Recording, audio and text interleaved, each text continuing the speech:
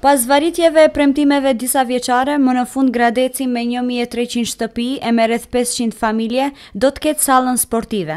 Ministri i Arsimit Abdulaqim Ademi me këtë rast theksoi se përmirësimi i kushteve është një ndër faktorët kryesor për arsim cilësor. Për momentin, në Ministrinë e Arsimit dhe Shkencës, pra nga buxheti qendror, po realizohet rekonstruimi i 7 objekteve, kurse shumë shpejt do të fillojnë edhe rekonstruimi i 13 objekteve të tjera, kurse në mesin e muajit shtator do të fillojmë me rekonstruimi edhe të 22 objekteve të tjera shkollore, kurse në ndërtime sipër janë 8 salla të sportit, me fjalë të tjera rreth 50 projekte aktive infrastrukturore që do të realizohen në vitin 2015 për të përmirësuar kushtet për mësim në përshkolla. Shkolla fillore e Gradecit mban emrin e Mehmet Pash Derallës, një figurë kjo emblematike për shqiptarët gjithandej ku jetojnë. Insistojmë të realizojmë projektet që premtojmë para elektoratit.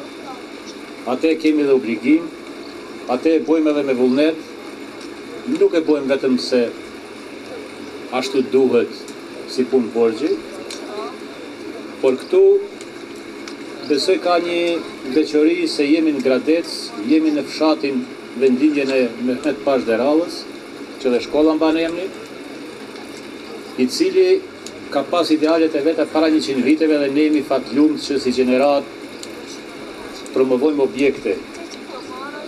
Në një farë mënyre realizojmë amanetin e tij, i cili ka nderuar gjithë rajonin këtu, gjithë shqiptarët. Drejtori i shkollës shpreson se objekti do të përfundojë ashtu si kundër është parashikuar deri në fund të vitit, por problem tjetër mbetet ky objekt i shkollës së vjetër. Një problem është më pak se filluam të realizojmë projektin e hallës shkollore dhe unë besoj që në afat kohor, në afatin e saktuar për 6 muaj, eventualisht 4 muaj, do të mbaroj kjo. Problem tjetër për moment kam objektin e vjetër shkollor që e shihni pas. Kjo është një objekt shumë i ndërtuar në vitet 70-ta, po më vjen keq që është mbuluar me plagza të kancerogene. Edhe këtë objekt shumë shpejt edhe ai do të realizohet, do ta përmirësojmë atë gjendje. Nga shkaku se ka marrë obligim Komuna e Vrapçishtit dhe është në procedurë të tenderimit.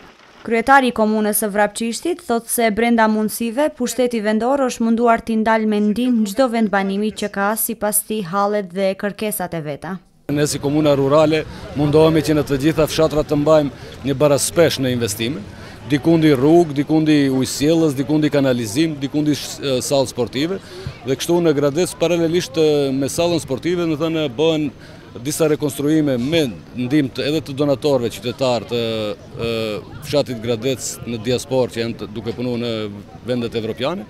Ndërkaq në Ministrinë e Pushtetit Lokal si dhe atë të integrimeve thonë se shumë komuna si kjo e Vrapçishtit mund të thithin fonde evropiane, të dedikuara për vendet kandidate për në Bashkimin Evropian, vetëm se për këtë kërkohen projekte të mirëstudiuara dhe të qëndrueshme.